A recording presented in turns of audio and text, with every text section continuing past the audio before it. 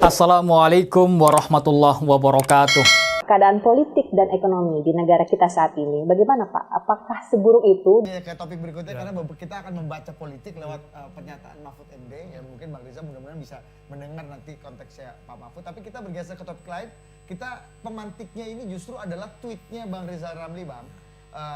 Ketika bicara penganiayaan yang terjadi kepada rekan kita Ade Armando. Bang Rizal tuh punya angle yang bukan menarik, angle yang agak berbeda. Yang langsung lagi. Yang langsung lagi. Bang Rizal mengatakan bahwa ini sebenarnya ekses dari gejala Islamofobia. Yang mau dimunculin nggak sini? Kayaknya nggak siap ininya. Nggak ada ya? Nggak usah dimunculin karena suaranya nggak jelas. Iya, Bang Rizal. Jadi memang 2,5 tahun yang lalu saya memperkenalkan istilah Islamofobia. Ya, karena waktu itu sibuk kan ada Menteri Agama yang bilang radikal terus gitu. Nah tak ledek, ini kok pejabat ngomongnya radikal gitu loh. Omongan kagak mutu. Nah ternyata memang Islamofobia ini dipilih sebagai cara satu untuk membuat pendukung Jokowi jadi militan. Karena pendukung Jokowi ini ya nasionalis, abangan sama minoritas. Dan mereka takut banget sama Islam politik, Islam Taliban. Jadi kalau isu ini digedein terus, maka kelompok ini akan ketakutan. Sehingga dia bela Jokowi apa aja gitu, para buzzer, influencer. Dan yang kedua dijadikan alat mobilisasi untuk ngumpulin uang. Terutama dari kawan-kawan minoritas yang takut dengan Islam Taliban. Mereka itulah yang menyumbang kepada aktor-aktor Islamofobia termasuk Coro TV. Ya kan, itu kalau dilihat aliran uangnya tahulah siapa aja bandarnya, operatornya siapa. Nah, yang ketiga ini penting, nggak banyak yang paham. Dengan terus menggedekan Islamofobia, luar negeri akan melihat bahwa yang lawan Jokowi adalah Islam Taliban, Islam ISIS. Pasti luar negeri akan lebih senang mempertahankan Jokowi. Hubungannya sama pemukulan Ade Armando gimana Bang Rizal? Kalau itu ya dia memang minta digebukin kok kalau itu. Iya kan? Saya sih anti kekerasan. Tetapi karena rule of law nggak jalan, ya kan, orang menghina agama begitu bolak-balik, ya kan, akhirnya yang berlaku law di jalanan itu sih nggak benar. Ya, tapi kalau misalnya polisi aparat hukum kita betul-betul objektif, kita ini kan sudah menetapkan agama kita ideologi kita Pancasila. Jadi kita nggak boleh musuhin agama apapun. Ya kan, itu prinsipnya. Tapi ini malah digedein terus Islamofobia untuk tujuan politik. Satu, buat bikin pendukung Jokowi militan. Yang kedua, buat alat mobilisasi uang dari kelompok minoritas untuk membiayai operasi Islamofobia ini. Yang ketiga, untuk image di luar negeri bahwa lawan Jokowi adalah Islam garis keras. Nah, bagusnya 11 Maret kemarin, ya ternyata gerakan anti Jokowi semuanya mahasiswa di seluruh Indonesia di 30 kota dan setiap kota itu multiple site, multiple location. Artinya dunia dalam sama luar negeri lihat bahwa yang nggak pengen Jokowi ngaco-ngaco ini adalah mahasiswa. Dan ini langkah bagus, ya kan? Bang Rizal, ditahan dulu Bang, kita dengarkan dulu, nanti saya akan ceritakan ke Bang Rizal apa yang dikatakan Pak Mahfud karena nggak bisa mendengar secara teknis. Kita saksikan dulu, apa sih komentar Pak Mahfud terkait dengan tweet dan pendapatnya Bang Rizal Ramli ini khusus soal ini. Jadi Ade Armando ini ekses dari problem ideologis, ya problem bukan kriminal baku hantam di jalanan aja. Itu akan tenaga lapangannya, tapi atasnya itu akarnya akan soal ideologis ya. Polarisasi yang begitu tajam, mempunyai cara bagaimana meletakkan agama dengan negara itu, kan itu masalahnya. Itu satu. Ade Armando itu ketika mahasiswa itu aktivis HMI. aktivis HMI. Jadi dia memang anak Islam bener, cuma dia ndak ingin Islam yang keras, yang suka nyalah-nyalahkan orang, suka ini Islam yang terlalu jumud, dia ndak suka, dan dia ekspresikan lalu berhadapan dengan kelompok yang rada-rada fundamentalis, dianggap Islamofobi. Saya beritahu Islamofobi itu. Islamofobi itu kalau di dalam konsep ilmu adalah satu sikap yang takut kepada Islam atau malu mengaku Islam, sehingga orang takut gitu. Kalau disebut Islam takut gitu, atau ditakuti, jangan sampai muncul. Atau kalau orang Islam sendiri kayak kita ini malu kalau ngaku Islam, itu fobi kalau dalam ilmu politik. Nah di Indonesia apa ada orang takut ngaku Islam sekarang? Nggak ada. Gitu. Apakah pemerintah buat kebijakan anti Islam? Enggak. Kalau Belanda buat kebijakan anti Islam. Sekarang ini pemerintah, perguruan tinggi Islam, UIN itu udah hebat-hebat. Tentara Islam, bahkan sekarang ke kampus, orang yang hafal Al-Quran bisa masuk tanpa tes. Kampus nih, kampus UI, ITB, UNS, UGM, semua ada. UNU sekarang Pak. Iyalah UNU. Atau UI 3 bos. UI. Pemerintah sudah buat undang-undang pesantren, buat dana abadi untuk pesantren. Apa hobinya gitu? Ini kan hanya persaingan politik antara orang-orang yang ingin masuk dan tidak bisa masuk aja. Gitu. Itu kan cuma soal gantian itu. Jadi nggak seserem Islamofobi yang Siapa yang bilang fobi? Siapa coba? Bang Saya ingin Rizal. ada fobi di antara mereka sendiri. Kalau pemerintah enggak, kebijakannya tetap ikut konfigurasi keputusannya Islami. Saya terus terang, udah beda loh, budaya Islam tuh di istana hidup sekarang. Saya saksi nih, para menteri yang kita kira ini orang sembahyang dan rajin sholat semua tuh. Siapa Muldoko, Sri Mulyani, waktunya sholat ya sholat, istirahat. Mendekati Semua. Rabu Pon ya Pak. ya sebagian pendukung yang punya akses kepada opini publik justru mengeluarkan ide itu sehingga eksesnya tadi pertarungan dan Iya sebenarnya hanya pertarungan ingin masuk atau dia bukan soal Islam dan itu aja bos. Iyalah harus jujur aja, ini kan politik gitu. Hanya yang satu masuk, satu tidak. Nanti kalau gantian masuk, gantian ini yang protes kan gitu aja. Dan itu bagus dalam politik. Dinamika harus ada begitu sehingga apa negara itu berjalan. Dan buat Bang Rizal yang nggak mendengar, kan coba lu sambil sedikit. Ya jadi kata Pak Mahfud ini bukan soal Islamofobia. Ini soal gantian aja, kadang di luar, kadang di dalam. Siapa bilang pemerintah Islamofobia kata Pak Mahfud? Oh sekarang di istana itu gairah keislaman semakin terasa. Pak Muldoko sholat, Bu Sri Mulyani sholat, berarti pernah diduga nggak sholat kan kalau kata Bahaya juga Anda ini. kan itu kata Pak Mahfud. Ya. Silakan. Sebetulnya kalau tadi Pak Rizal Ramli mengklaim bahwa Islamofobia beliau yang pertama kali mengucapkan 2 tahun lalu, ya enggak juga ya, istilah itu kan udah puluhan tahun yang lalu udah muncul gitu kan. Cuma memang dulu banyak terjadi kan harusnya di negara-negara Eropa gitu kan, orang-orang non-muslim takut terhadap imigran-imigran muslim di Eropa yang bangkit. Di kita mungkin 70-an 80-an sempat terjadi ketika kebijakan-kebijakan Pak Harto, khususnya rejim Orde Baru, itu dianggap tidak berpihak kepada komunitas mayoritas Muslim. Terutama dimulai ketika misalnya Pak Daud Yusuf menjadi Menteri Pendidikan ya, 7883 itu kan. Gimana beliau membuat kebijakan melarang di luar itu mah umum ya. Ini yang soal jilbab, dia melarang pengenaan jilbab di sekolah-sekolah umum gitu kan. Dan beliau dianggap sangat anti-Islam karena beliau juga nggak pernah mau mengucapkan Assalamualaikum di forum-forum publik. Belakangan kita sadar betul bahwa Daud Yusuf bukan anti-Islam, beliau sangat Islam, sangat Islam. Cuma mungkin pengaruh pendidikan beliau di Sorbonne Prancis, pengalaman beliau, dan sebenarnya dia ingin supaya Islam tuh jangan dipolitisasi gitu.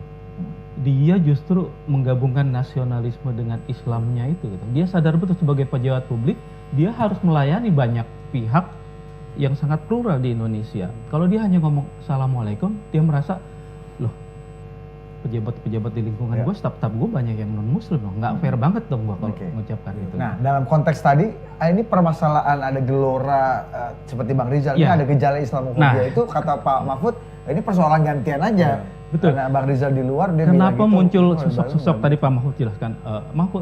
Ade Armando itu sebetulnya bukan Islam yang gimana-gimana gitu kan. Saya baca tulisannya Farid Gaban, Mas Farid Gaban, temannya Ade Armando semasa di Republika gitu. Iya memang sebetulnya Ade Armando itu dulu sangat halus lah, nggak yang istilah sekarang anak muda pecicilan di medsos kayak begitu berani-berani. Ini kan sebetulnya kemunculan Ade Armando, Denny Siregar dan kawan-kawan itu kan reaksi dari kelompok-kelompok yang istilahnya apa? Islam garis keras atau apa ya? Frontliner. Mungkin 2014-2012 kita inget John Ruh kan, portal Piungan gitu kan. Lo udah jelas Jokowi itu Islam kok, dibilang anti Islam, dipertanyakan keislamannya. Nah orang-orang yang kayak gini muncul kan, belum lagi dari kelompok yang belakangan jadi 212 gitu kan. Sebetulnya aksi reaksi ini yang muncul, jadi nggak bisa Tadi juga yang kita bilang. mulai rajin sholat di istana gitu. Kalau soal, Ini menarik nih, ini menarik, nggak ada yang bahas ini soalnya dia. Lu jangan ketawa. ya sebetulnya gini, Orde Baru juga kemudian mulai berubah kan 91 kalau saya baca-baca gitu kan.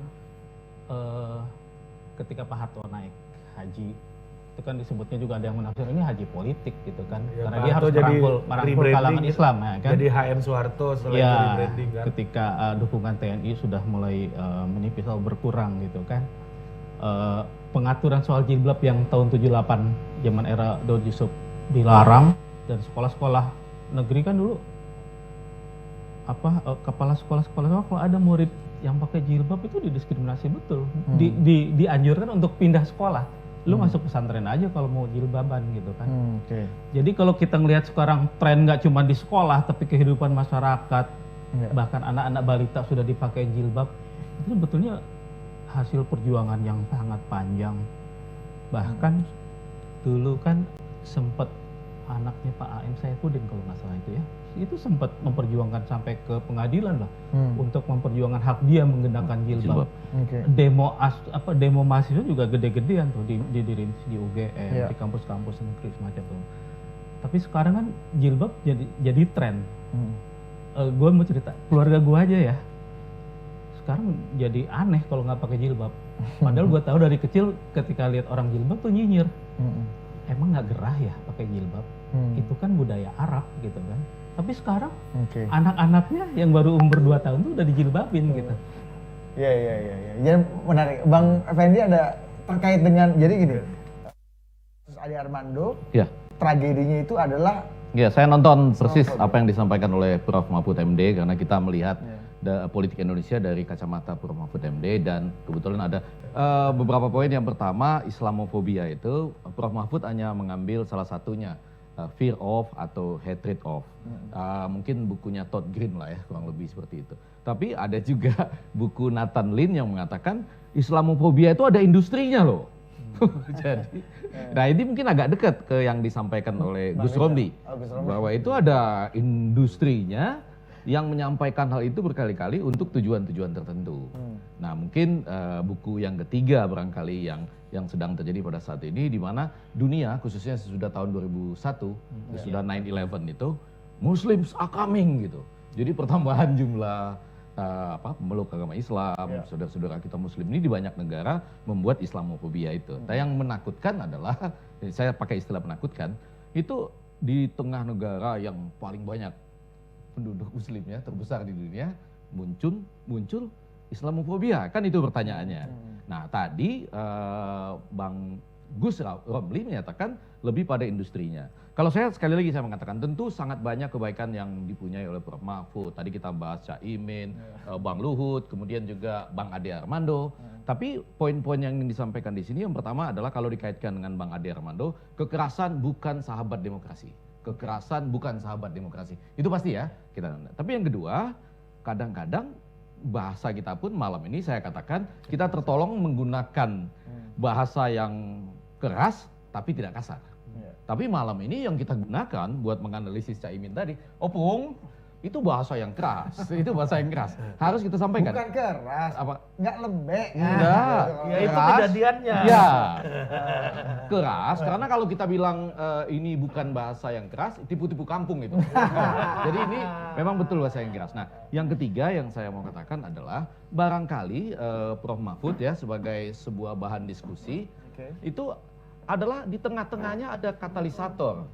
Dia tidak bisa menjadi Islamofobia begitu saja. Ya.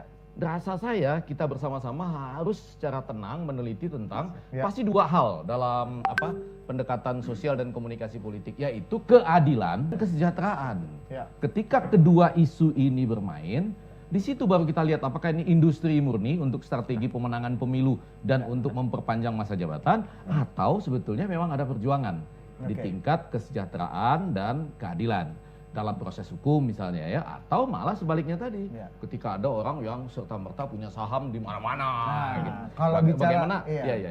Bang, kalau bicara kesejahteraan dan keadilan, salah satu proposal yang kemudian diajukan oleh pemerintah adalah pemekaran dari Papua untuk menyelenggarakan kesejahteraan dan keadilan. Ya setelah otonomi khusus dan lain-lain dan macam-macam berbagai engineering sosial dan political engineering yang dilakukan. Nah, untuk membahasnya di sini kita sudah kehadiran Bapak Timotius Murib, Ketua Majelis Rakyat Papua. Halo Pak Timo, thank you sudah datang Pak. Nah, kita seperti judul kita membahas politik Indonesia lewat kacamata Mahfud MD. Nah, Pak Mahfud tentu saja menjadi salah satu wakil pemerintah untuk mengurus dan menghandle soal ini. Punya pendapat soal itu. Pak Timo juga beberapa kali ketemu Pak Mahfud kabarnya dan sudah ketemu Presiden kemarin. Kita akan bicara mengenai pemekaran Papua ini. Tapi kita saksikan dulu pernyataan dari Profesor Mahfud tentang pemekaran Papua. Kalau untuk Papua itu memang Usman Hamid kesini kemarin.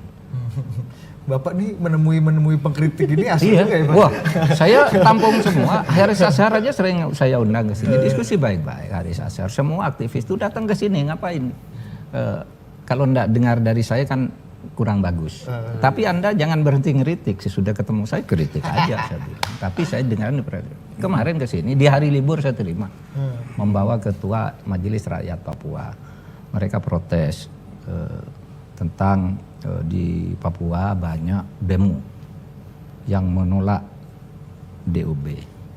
Saya dengarkan aja, sudah itu saya jelaskan. Tapi juga jauh lebih banyak demo yang mendukung DUB, saya bilang. Itu di Papua Tengah itu Bupati sudah menjawab panitia deklarasi. Di Selatan juga, itu sama. Jadi ada yang setuju, ada yang tidak. Itu biasa. Dan itu yang diajak ke sini kemarin Pak Timotius Murib itu, saya enggak pernah diajak bicara, saya bilang, Pak, kalau enggak salah Bapak sudah bicara dengan saya ya beberapa kali. Kan Bapak ke sini udah diskusi bicara ke sini dia. Kok sekarang pakai masker seakan-akan saya enggak kenal, buka Pak maskernya. saya sudah buka Pak maskernya Pak, biar enggak apa-apa, sudah kata Pak Luhut sudah boleh enggak pakai masker. Kalau Pak Luhut sudah bisa, sudah rujukan. Saya bilang. Lah Bapak kan sudah ke sini, sudah diskusi. Gimana Bapak bilang enggak pernah saya ajak bicara? Udah diskusi di sini. Asosiasi Bupati sudah ke sini, asosiasi DPRD sudah ke sini, tokoh adat sudah ke sini. Saya sudah ke Papua. Ya ada yang setuju, ada yang tidak, itu biasa. Kalau nunggu 100% orang setuju terhadap satu hal, kita enggak pernah berbuat apa-apa. Satu. Kalau tujuannya biar memperbanyak Kodim, justru itu tujuannya. Karena selama ini kan orang kan BKU lagi. Orang kan diperbantukan aja. Nah sekarang yang tetap dong, agar kerjanya enggak main-main. Selama ini sana ada 2 kabupaten, Polresnya 1, polisinya sedikit, enggak terjangkau. Sekarang mari tata berdasar pendekatan sipil. Salah satu caranya buat provinsi. Gitu. Dan itu sudah didiskusikan lama, sosialisasinya ke sana juga udah banyak gitu. Bahwa masih ada yang tidak setuju sama aja. Sesudah ada pemilihan presiden tetap aja ada yang tidak setuju. Sudah ada pemilihan gubernur tetap aja ada yang tidak setuju. Namanya politik. Dan itu yang kita tuju ketika membangun demokrasi. Tidak boleh meredam orang yang tidak setuju. Silakan tidak setuju. Tapi taat asas. Kalau hukum sudah menentukan, musyawarah sudah ditempuh, prosedur sudah ditempuh, mari jalan sama-sama. Jaga negara ini gitu. Ya. Itu paling penting ya. Tapi ini memang maksudnya untuk kesejahteraan, distribusi itu gimana Pak? Oh iya, kalau itu udah pasti. Ya, the essence of pemekaran ini. Jadi bukan hanya begini. sekedar bagi-bagi jatah atau ya pork barrel policy gitu Pak. Begini, Untuk elit di pertama lokal. agar rentang kendalinya itu lebih efisien sekarang. Kalau sekarang ini kan terlalu jauh tuh. Aduh, tidak efisien dan kita tidak kontrol. Sekarang dipisah aja biar langsung ini bisa dikendalikan. Ini daerah tertentu yang agak panas, ini sendiri. Kita tahu. Karena misalnya orang KKB itu, OPM, itu sering mengklaim kami rakyat Papua. Loh, yang selatan marah loh. Orang-orang selatan bilang, nah di sini aman kok. Di mana? Nggak ada KKB sini. Yang utara seperti golongannya Pak Freddy Nomberi. Loh, kenapa itu tidak sikat habis saja itu? Kami aman-aman saja kok mengatasnamakan Papua. Freddy Nomberi bilang itu di sini, di kantor ini. Karena saya undang, saya pertemukan semua. Memang banyak yang ada yang mendukung, ada yang tidak. Kemudian kalau ilmuwan itu ada yang genet. Genetnya itu apa? Gini. Dari LIPI nih profesor. Oke katanya. Kalau kita memperbaiki Papua harus dihidupkan hak politik untuk referendum lagi. Gila bilang. Ilmuwan begitu mana? Gitu. Itu hak rakyat, ya bilang. Wah kalau begitu semua sudah referendum di Indonesia merdeka sendiri-sendiri saya bilang. Oke, mantap. Assalamualaikum warahmatullahi wabarakatuh. Waalaikumsalam. Kita semua. Ya saya senang sekali duduk bersama-sama dengan beberapa tokoh-tokoh yang luar biasa. Ya kita bicara Papua dan otonomi khusus tentu harus mengerti filosofi daripada adanya undang-undang otonomi khusus sendiri. Tentu saja undang-undang otonomi khusus itu ada karena untuk menyelesaikan semua masalah di tanah Papua.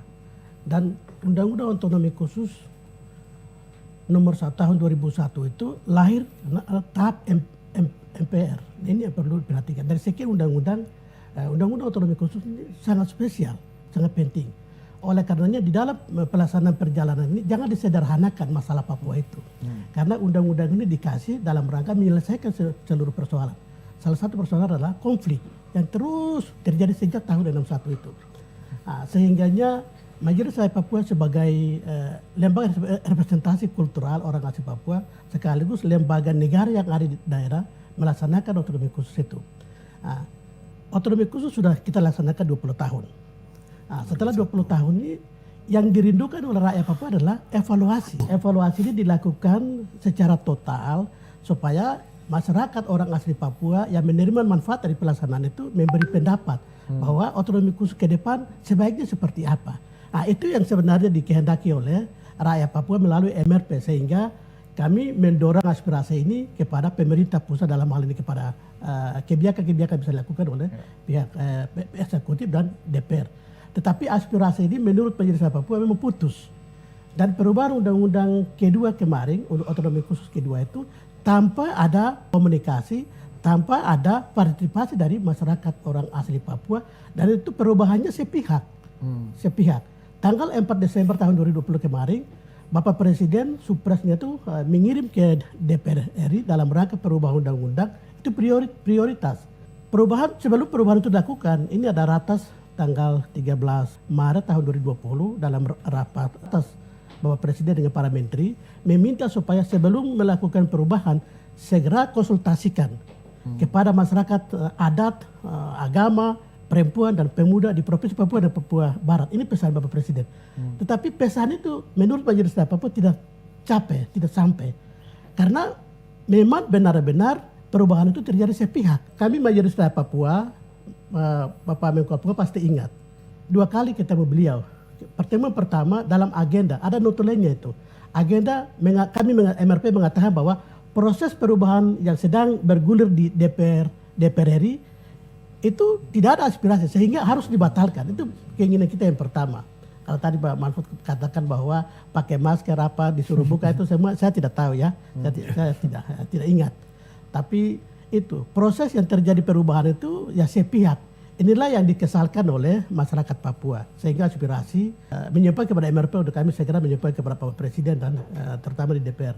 Karena tanggal 12 April kemarin DPR telah menetapkan 3 RU DOB. Nah ini yang ditolak oleh rakyat Papua. Kenapa ditolak? Karena RU DOB ini akibat daripada perubahan sepihak itu.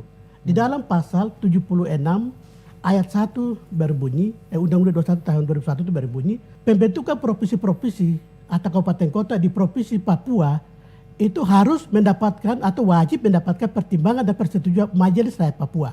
Tetapi begitu perubahan, mereka menambah ayat 2 bahwa tanpa ada persetujuan Majelis Rakyat Papua, pemerintah pusat dapat memekarkan. Inilah yang jadi ayat jurus pemerintah pusat untuk melakukan ini pemekaran. Super semarnya lah ya. Sementara itu super semar, sekarang super semar begitu. Sementara DOB di seluruh Indonesia dari Sabang sampai Merauke itu kan masih moratorium. Terus kajian ilmiah untuk pemekaran itu di mana? Jawa Barat yang penduduknya banyak ribuan, puluhan ribu, minta pemekaran kabupaten kota tidak dijawab, provinsi pun tidak dijawab. Baru Papua ada apa? Kok dekat-dekat? Papua itu 2 juta penduduk loh. 2 juta penduduk. Hanya 2 juta penduduk terus mau kasih 4 provinsi di 2 juta penduduk. Terus memperbanyak. Ini Pak Mahfud juga bisa catat. Pertemuan yang terakhir kedua kemarin, 1 minggu lalu, pertemuan. Beliau didampingi waktu MRP mengunjungi ke kantor Mahfud. Beliau ditemani oleh 2 deputi. Dan salah satu deputi itu mengatakan bahwa MRP mohon supaya kami tetap mekarkan dalam rangka membangun polda-polda dekat-dekat. Kemudian apa itu kita taruh Kodim. apa? Semua ini pendekatan apa ini? Oh ya itu. Keamanan lebih tinggi. Dalam rangka penempatan keamanan mau dimakarkan. Terus 2 juta penduduk itu pasti habis. Penduduk aparat lebih banyak daripada penduduk. Itu akan terjadi. Ya. Barangkali kalau pendekatan kesejahteraan tadi supaya akses kepada keadilan, akses kepada kesejahteraan itu lebih dirasakan, gimana Pak Timo? Ya, untuk kesejahteraan, memang cita-cita dan tujuan negara memberikan otonomi khusus itu pertama adalah mensejahterakan rakyat Papua. Kemudian tujuannya untuk menyelesaikan konflik yang berkepanjangan di tanah Papua. Tetapi kemudian di era otonomi khusus itu kami ada konflik regulasi di Papua. Ada otonomi khusus, tetapi juga ada Undang-Undang Otonomi Daerah, yaitu Undang-Undang 23 tahun 2015 tentang otonomi daerah. Jadi ini 2 undang-undang konflik. Seandainya kalau perintah Presiden kemarin di ratas tanggal 13 itu benar berjalan, MRP memfasilitasi penduduk kita duduk, kita bicara. Supaya di Papua itu hanya memperlakukan Undang-Undang Otonomi Khusus. Supaya keinginan rakyat itu benar-benar dijawab. Nah, tetapi kemudian karena sepihak, cita-cita dan harapan rakyat untuk evaluasi itu tidak tercapai. Kalau saya terus terang, apapun yang terjadi sekarang, ada satu hikmahnya, perhatian terhadap Papua. Dalam arti kata, mencoba mencari jalan keluar, karena yang kutangkap terakhir ini, ada membentuk Provinsi Papua Tengah, Papua Selatan, Papua Utara. Tapi kalau pendekatannya Kapolda, menurut pendapat saya tidak benar juga. Sama dengan di Bali, panglimanya di Bali, tapi juga mencakup NTT, NTB dan sebagainya. Itu sudah sering terjadi. Dan juga ada panglima di Bukit Barisan juga mencakup daerah Sumatera Barat. Jadi bukan itu jadi alasan. Tetapi yang sebenarnya terus terang yang menjadi permasalahan bagaimana dana-dana otonomi khusus ini sampai benar-benar dinikmati oleh rakyat. Bagaimana dana otonomi khusus yang diistimewakan ini membuat kesejahteraan yang lebih baik lagi kepada rakyat Papua. Itu yang saya apakan. Ya, sebagai ketua pansus pemekaran Provinsi Babel dulu kan, Bang Pandai ini kan pasti punya pengalaman juga. Dan kalau tadi pendekatan kesejahteraannya itu jadi bisa mengakses pemerintah daerah itu gimana Opung? Dan kebetulan ketua pansus tahun 2001 itu besan saya almarhum Sabam Sirait. Iya. Dan yang terakhir ini kebetulan dari PDI Perjuangan juga Pak Komarudin. Watubun. Jadi artinya paling tidak saya bisa mengerti, saya bisa mencoba memahami. Tapi yang utama bagaimana mensejahterakan rakyat Papua itu. Opung yakin nih dengan pemekaran yang lebih detail lagi, lebih kecil lagi itu bisa mendekatkan kesejahteraan itu kepada. Iya kalau teoritis ya. Oh, teoritis ya. Iya. Kejadiannya gimana? Faktanya. Ya, kejadiannya. Fakta. Itu yang dikhawatirkan Pak Timothy tadi. Maksud kejadian ini jangan ada tipu-tipu kampung. Iya. Kalau saya gara-gara Arif Putra ini nih, saya didorong terus untuk bikin parodi katanya. Saya lagi bikin sekarang ini antara Republik Mimpi dan Republik BBM di YouTube. Nah, saya melihat apa yang ada dengan Bapak ini seperti Republik Mimpi. Mimpinya mereka ternyata kemudian terjawab dengan adanya pemekaran itu. Nah, saya mau nanya gini, supaya cepat nih, komunikasi politik kan, langsung aja.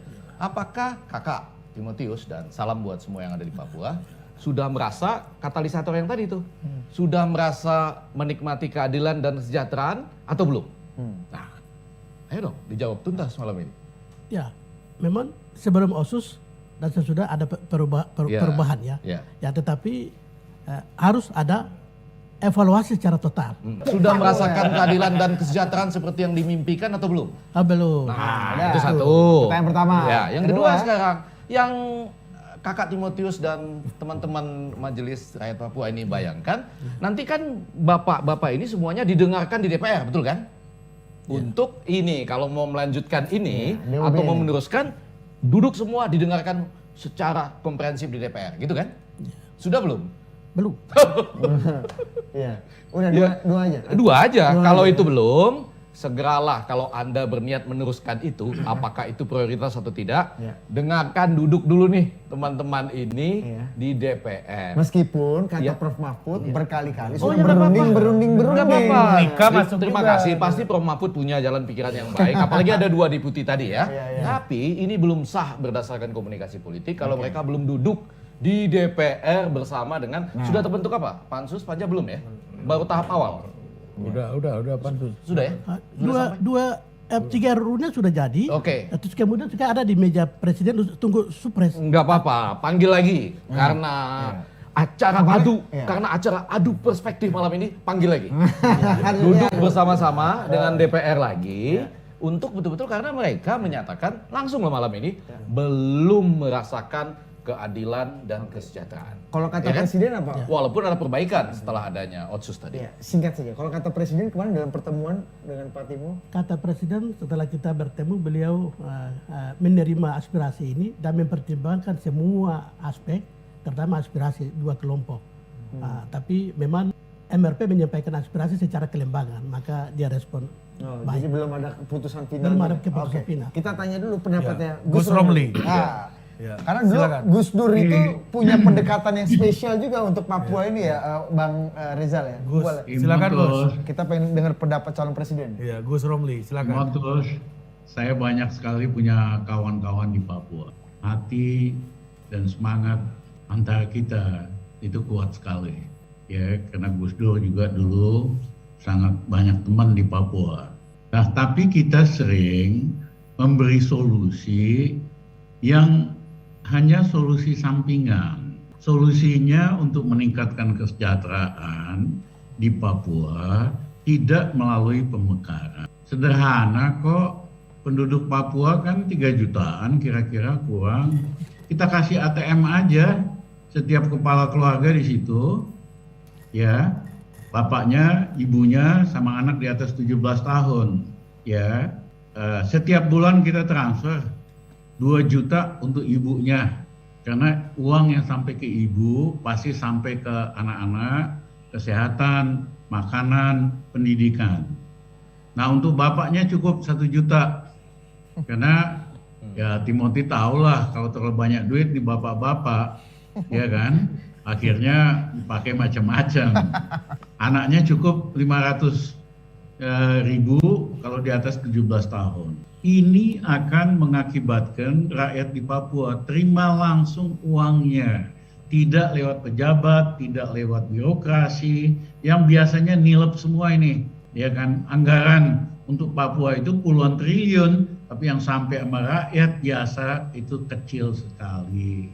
Itulah kenapa gampang kok minta BRI untuk bikin ATM, kasih ATM sama semua penduduk Papua. Ya kan, kita subsidi aja sama-sama di Alaska. Di Alaska itu penduduk asli tiap bulan terima subsidi dari pemerintah Amerika Serikat. Hari ini teknologinya ada, BRI pasti bisa, dan ibu-ibu, anak-anak akan senang terima uang baik langsung buat makanan, pendidikan, kesehatan. Jadi jangan cari solusi yang nggak nyambung dengan tujuan meningkatkan kesejahteraan. Bahwa kalau ada dipecah, ada pejabat baru, ada birokrasi baru, itu mana yang untung pejabatnya, bukan rakyatnya. Jadi saya himbau, marilah kita fokus bagaimana meningkatkan kesejahteraan saudara-saudara kita di Papua. Terima kasih Timotius. Mantap. Kang Ajat ada pertanyaan-pertanyaan lanjutan Ya, untuk ke Gus Romli atau ke Pak Bapak Timo. Pak Timo? Enggak. Tadi emang disampaikan Pak Timo terkait pemekaran Papua itu ya. Sebelumnya ya, kita kan belum melakukan evaluasi secara fair. Pemerintah belum menyampaikan soal otonomi khusus yang 20 tahun berjalan ini menurut pemerintah sendiri udah berhasil atau belum gitu kan. Sekian ratus triliun duit yang digelontorkan Papua itu sudah benar-benar sampai ke masyarakat belum gitu. Pak Mahfud cuma bilang, "Oh iya, yang terjadi dikorupsi banyak sama siapa? Sama pejabatnya, sama elit-elitnya." Tapi sudah sampai dikandangin belum nih? Sama Kejaksaan Agung, sama polisi, sama jangan cuma tahu dikorupsi tapi nggak punya siasat bagaimana supaya menghentikan itu, supaya dana yang begitu besar tidak dikorupsi gitu kan. Solusinya ditambah pejabat baru kan? Iya makanya kalau pemekaran, kalau saya lihat juga memang kita berangkat lagi contoh-contoh otonomi daerah di wilayah lain gitu kan. Ketika otonomi dimaksudkan untuk kesejahteraan, yang terjadi kan enggak juga. Dana yang ada mula-mula kan pasti habis buat belanja birokrasi, buat gaji pejabat, buat infrastruktur gitu kan. Sementara pelayanan publiknya jalan di tempat, kesehatan, pendidikan masyarakat tetap aja gitu pas-pasan, under malah gitu kan. Nah, apalagi di Papua. Nah, sekarang kan memang kalau ada anggapan jangan-jangan ini pendekatan keamanan sebetulnya. Karena ngadepin KKB misalnya gitu kan. Yang dalam beberapa tahun terakhir terus bermunculan dan nggak bisa diselesaikan. Alasannya apa? Itu daerah pegunungan. Kalau saya mikir awam gitu ya, apa Kopassus kita nggak bisa menyelesaikan KKB gitu? Kirim satu peleton diem-diem gitu kan, operasi. Kita punya drone gitu kan. Kalau mau menyelesaikan nih ya, jangan-jangan ini dipiara gitu kan, supaya ada alasan melakukan pemekaran daerah, bangun polda-polda baru, bangun kodam baru gitu kan. Nanti ya, seperti dikhawatirkan tadi itu, pasukan bertambah, bawa keluarga, yang ada penduduk lokal lebih sedikit ketimbang pendatang. Itu dari sisi itu nih, belum dari sisi ekonominya nanti. Yang namanya pendatang kan pasti lebih pintar nih, lebih tough untuk bisa survivalnya ya. Akhirnya ekonomi dikuasain lagi sama para pendatang. Warga lokalnya tetap terpinggirkan, itu kan yang terjadi selama Jadi ini. Fungsinya evaluasi otonomi khusus itu kira-kira apa maknanya? Apakah ini untuk menjawab apakah bagi Papua itu NKRI sudah titik atau masih koma atau gimana sih fungsi utamanya gitu? Mungkin Kang Ajat dulu sebelum ke Ya Pak kalau Papua bagian NKRI kita Titik. sepakat harus titik. Suara-suara minta referendum, minta kaji ulang apalagi sampai merdeka, itu yang harus terus didekati lewat pendidikan, lewat dijawab dengan kesejahteraan, kayak gitu-gitu loh.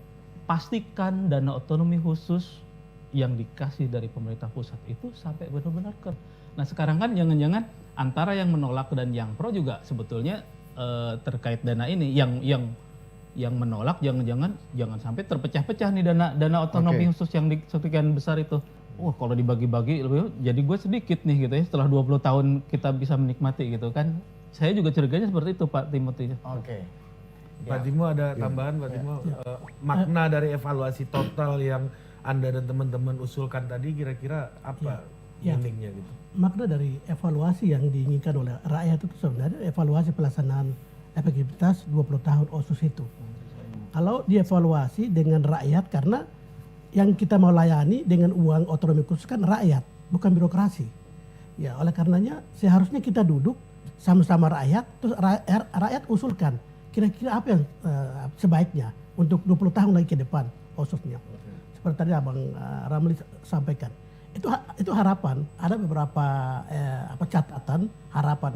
Kalau evaluasi itu secara konsisten pasal 77 itu usul perubahan ini dilakukan oleh rakyat Papua melalui MRP dan DPR kepada pemerintah. Ini perintah undang-undang. Semua itu tidak dilaksanakan. Saya lihat itu yang pertama. Kedua, konflik di Aceh, GAM dengan TPNOP sebenarnya sama. Sebenarnya sama. Ingin lepas dari NKRI semua sama. Tetapi luar biasa. Kami MRP apresiasi kepada negara bahwa pernah menyelesaikan konflik yang sama seperti di Papua di Aceh juga. Yaitu sekarang lahirnya Helsinki. Ya, pihak independen hadir dan menyelesaikan. Pemerintah duduk, kemudian pemerintah duduk, kemudian GAM yang berbeda ideologi duduk sama-sama dapat solusi. Hari ini kan Aceh sudah merdeka belum? Kan belum merdeka. Tetapi NKRI menyanyi lagu Indonesia Raya. Terus Papua kenapa harus diselesaikan dengan harus bangun pemekaran, harus pendekatan moncong senjata, terus kita dibunuh terus. Sehingga tahun 61 sampai hari ini kita harus berhadapan dengan senjata. Ada apa di balik ini? Barangkali mungkin ini pengadaan alat apa namanya senjata, uji cobanya di Papua kali. Ya tidak boleh, pemekaran pun tidak boleh. Sedikit ke Bang. Tadi ini dalam komunikasi politik nih, tadi kan Pak Mahfud agak reaktif dengan ide-ide soal referendum. Padahal kalau menurut Pak Timo, enggak, ini titik nih. Itu cuma untuk 20 tahun ke depan kita mau seperti apa gitu. Ya ini udah titik nih NKRI ini, tapi Prof Mahfud kayaknya agak tensi tinggi, langsung gas dalam tadi tuh ketika dengar ada ide referendum, bahkan dari peneliti BRIN sendiri gitu. Mungkin gas dalamnya karena Prof Mahfud sudah merasa bertemu beberapa kali sama Bapak ini. Baik pakai masker ataupun tidak, ya kan? Tapi kan pertanyaan kita dalam komunikasi adalah Prof Mahfud yang kita cintai, kalau bertemu beberapa kali, tapi masih ada jurang pendapat yang sangat berbeda. Boleh dibilang gitu ya, Kakak ya? Sangat berbeda ini ya. Saya menerjemahkan loh ini. Jurang pendapat sangat berbeda, maka tetap harus ada ketemu sekali lagi, barangkali di DPR tempatnya. Betul nggak Kak ya? Di DPR, ya nanti ada Prof Mahfudnya juga datang gitu ya. Dengarkan betul kan? Dalam rangka salah satu titik sejarah dari evaluasi yang besar tadi. Itu kan salah satu mimpi dari Kakak ya. Betul. Nah, Gitu. sudah terjawab. Berarti ini Bapak DPR nih. Opung udah? Kamu kasih tambah? Ini Saya sebenarnya juga dengar informasi sudah sampai di MK juga ya. Ya, betul. Jadi udah kompleks sekali nih. Harus betul-betul segera diambil tindakan kebijaksanaan untuk solusi semua. Gitu. Itu aja. Tapi saya agak takutnya gini, karena ini fokusnya kan Prof Mahfud membaca politik Indonesia lewat Pak Mahfud. Ternyata Prof Mahfud bilang orang yang ditugaskan ke DPR itu yang suka bohong. Di acara dengan Prof Mahfud, jangan-jangan Kakak sering dibohongi. Itu Prof Mahfud loh itu ya. 3 teori tadi transaksional soal pemilu 2024. Dua host yang sangat dalam tanda petik Harus kita pikirkan bangsa ini, pemimpin tahun 2024 itu sudah pasti pemilu, Pak Jokowi tidak lagi, gitu, maka pemimpin yang harus muncul itu pemimpin yang bisa menyatukan, menjaga keseimbangan dan merekatkan negara-negara ini bisa maju, tidak kayak sekarang saling, mengerikan kalau saya lihat. Yang kedua, lapis keduanya itu masalah korupsi, itu juga perlu orang kuat ya. Ini korupsinya kan udah tidak terkendali. Dan mau nyalahkan di mana? Wong di setiap sektor pengadilannya begitu, parlemennya begitu, di birokrasi pemerintahnya begitu, pengusahanya begitu. Semua bekerja dengan cara-cara itu. Nah ini juga memang kemudian saya berpikir kayaknya memang perlu satu terobosan. Kalau teori klasik sih kalau negara sudah begitu, kalau di Amerika Latin itu biasanya muncul kudeta, ya kan? Kalau di Amerika Latin kan selalu begitu. Ini negara mau hancur sambil cedet. Gak usah gitu Pak, tetangga kita atas ini juga kayak gitu Pak. Iya kan? Myanmar, Thailand gitu. Nah kalau memang itu ada teorinya Plato itu dulu 2500 tahun lalu kan mengatakan kalau demokrasi itu sudah menjadi anarki memang harus muncul apa yang disebut strong leader, pemimpin yang kuat. Pokoknya babat aja semua dulu daripada negara yang kebutuhan tentang kepemimpinan di tahun 2024 versi Mahfud MD. Mungkin tapi sebelum ke Bang Egy, sorry. Ini Kang Ajat ini pesan yang gue lupa. Karena Kang Ajat dititipi pesan bagaimana penerjemahan Kemenko Polhukam terkait dengan pernyataan yang viral ini secara media sosial dari Kang Ajat. Tanya Prof. Mahfud tadi itu bicara di sebuah diskusi di KPK, Ya. bahwa apa yang disampaikan di wawancara sama Torik, sama Budi, sama Ari. Minggu lalu itu. Iya, ada yang perlu di-clearkan. Kudeta, ada bicara kudeta juga ya Bang Pendi ya? Ini tak bacain aja ya. Oh, iya, bacain aja. bacain. Dengan Kita hikmat dengarkan dibaca. ya. Nah, ini rilis dari staf Kemenko Polhukam. Menko Polhukam Mahfud MD menegaskan dalam konteks pemberantasan korupsi dan integritas, mencari pemimpin baru yang kuat adalah tantangan yang kita hadapi dalam pemilu 2024. Ini tidak ada hubungan dengan penilaian kalangan tertentu bahwa pemerintahan menyerah dan gagal karena sudah banyak kemajuan yang kita capai. Dan pemilu 2024 sudah pasti dilakukan dan tidak ada penundaan. Pertama tadi sesuai percakapan. Sudah beres di sini. Beres, selesai. beres barang itu. Top. Demikian petikan pesan yang disampaikan Menko Polhukam saat menjadi keynote speaker diskusi menjaga integritas bangsa di KPK. Ada dua tantangan besar yang harus dihadapi oleh Indonesia di tahun 2024, yaitu polarisasi subideologi dalam pembelahan ikatan primordial dan lemahnya penegakan hukum, termasuk maraknya korupsi karena birokrasi kita ini integritasnya lemah. Ini tantangan kita dari waktu ke waktu, bukan kegagalan pemerintah saat ini.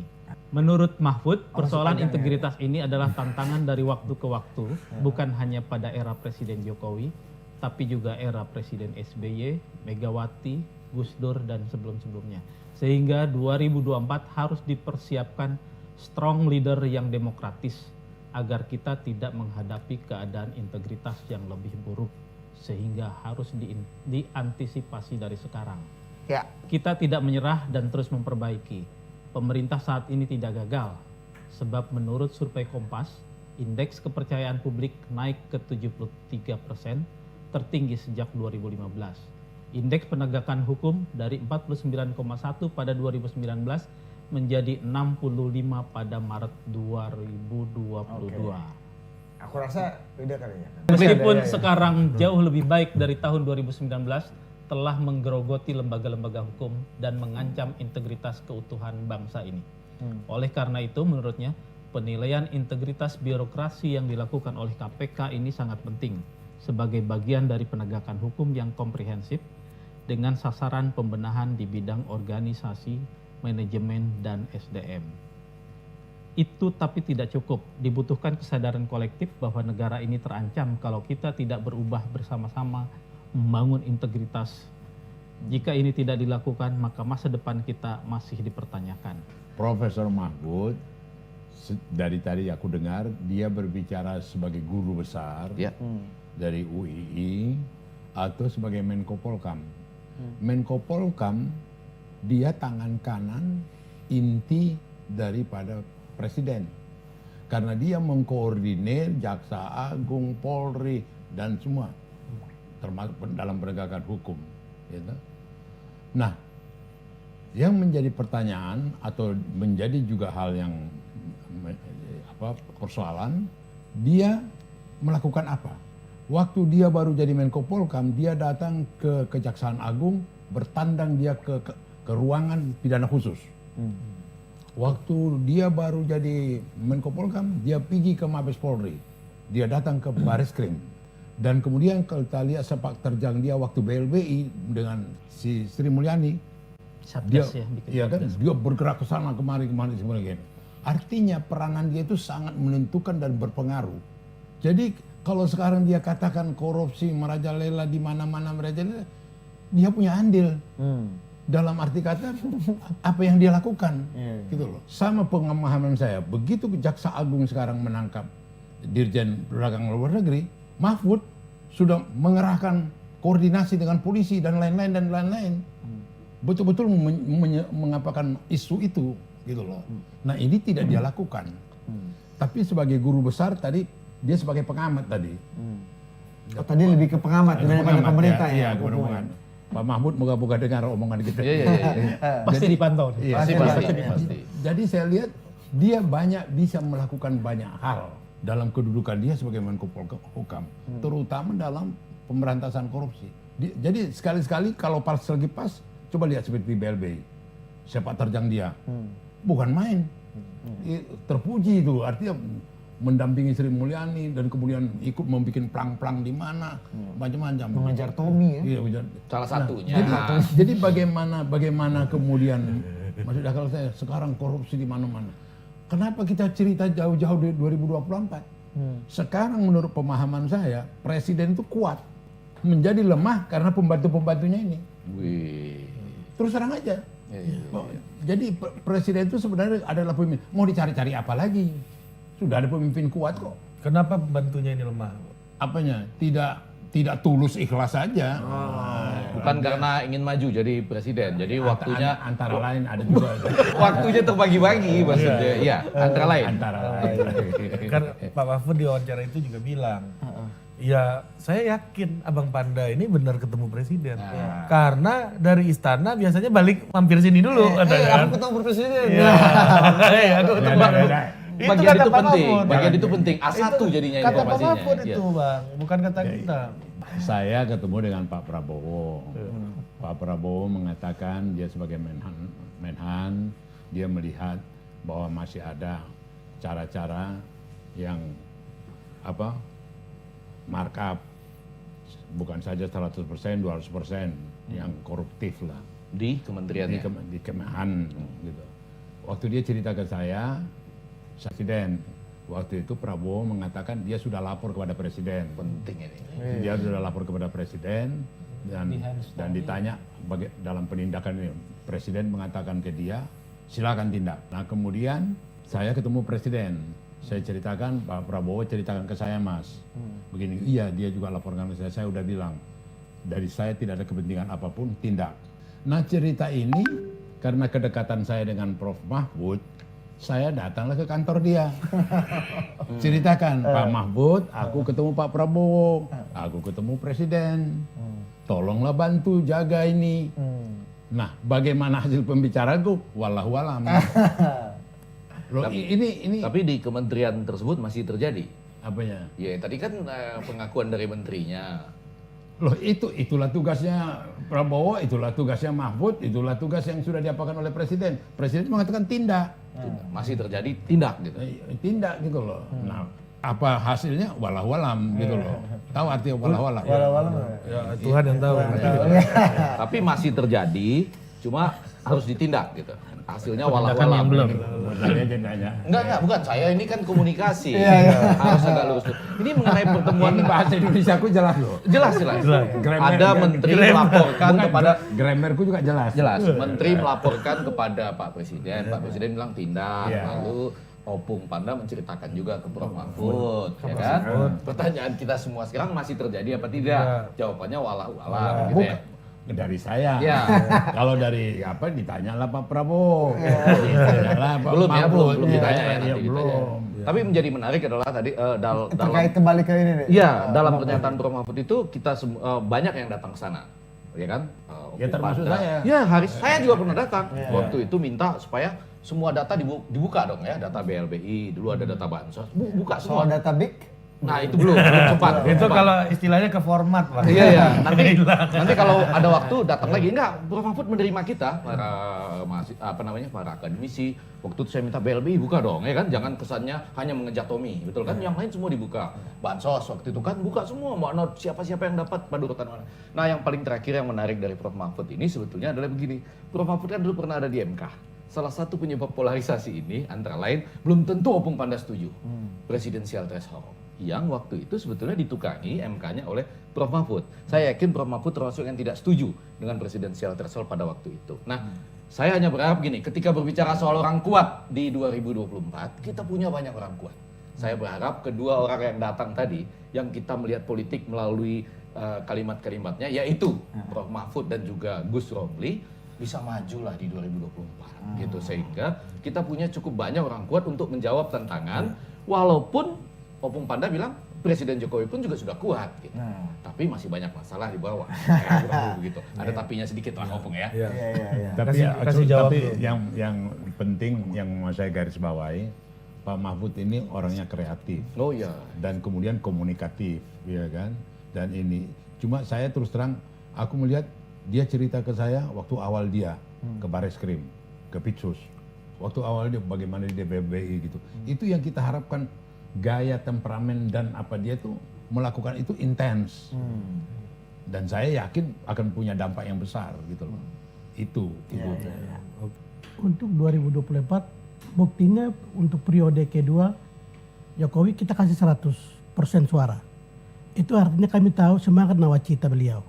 Semangat nawacita beliau itu luar biasa, bisa sinergikan dengan semangat kearifan lokal Papua dan menyelesaikan semua soal yang ada di sana di era otonomi khusus.